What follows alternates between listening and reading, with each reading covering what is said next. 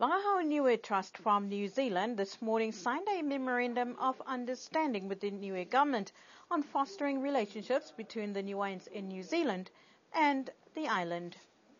According to delegation leader Mele Nemaia, their visit has been successful and the aim now is to ensure the connection develops further between the two parties.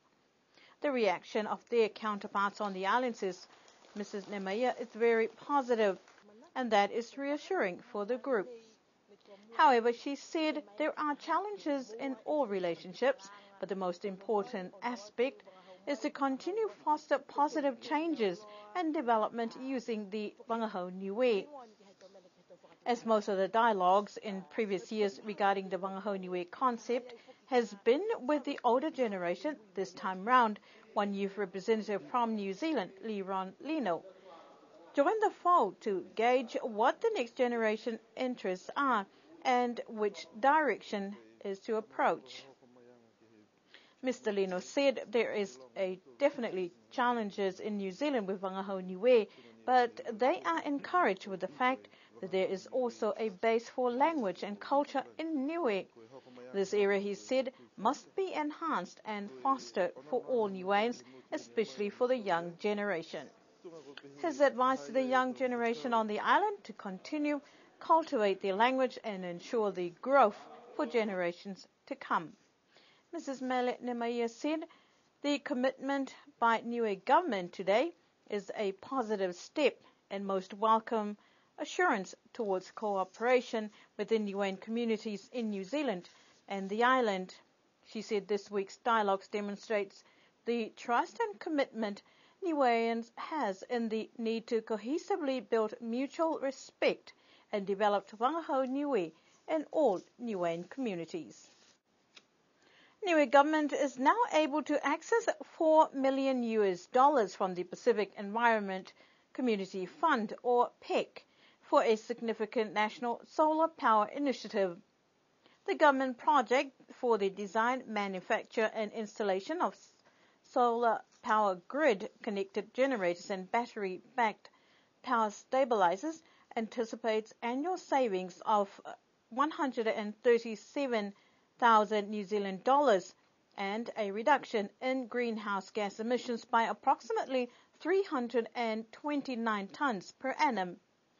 Pacific Island Forum Secretariat Officer in charge, Mr. Sua Kevin, made a statement saying he would like to congratulate the government of Niue for their successful application to the PEC fund and commend them for their commitment to pursuing renewable energy avenues as outlined in the Niue Environmental Declaration 2007. The government of Niue will administer the project with technical assistance from the Niue Power Corporation and installation assistance from the Niue private sector. We'll bring you more on this story next week. Pacific Forum shipping line has confirmed sale to the Samoa government. Founded in 1978, PFL was intended to encourage economic development in the islands and provide competition to ensure private shipping operators were unable to create a monopoly in the Pacific, and has 12 shareholders, including Niue. New Zealand, who holds the majority of the shares, said through its Minister of Foreign Affairs, Murray McCully, the decision to sell the shipping line was not solely New Zealand's. Any decision relating to the future of PFL are for all 12 shareholders.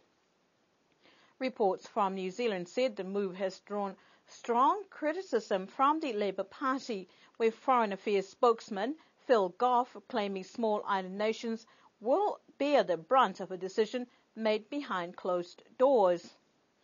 He said the deal is being conducted not simply privately, but in secret, without the chance for those people who will be deeply affected by the decision to have a say. Reef Shipping line owner Phil McNichol believes the purchase of the Pacific Forum line by the Samoan government is a clever move because shipping companies will be reluctant to use the same marketing tactics against Samoa that they would use against another shipping company.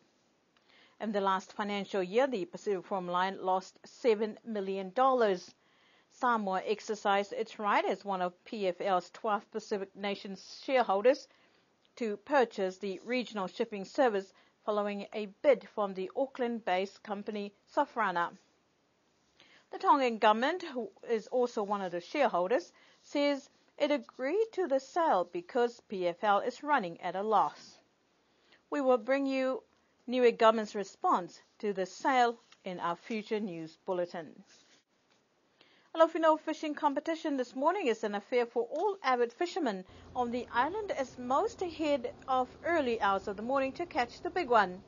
Sir Robert Rick's wharf was full of vehicles with boats towed behind, but most anticipated group of fishermen are the local canoe fishermen who also need to reel in the big one, usually hooked by boaties. Some of the fishermen decided to launch off Opahi Sea Track.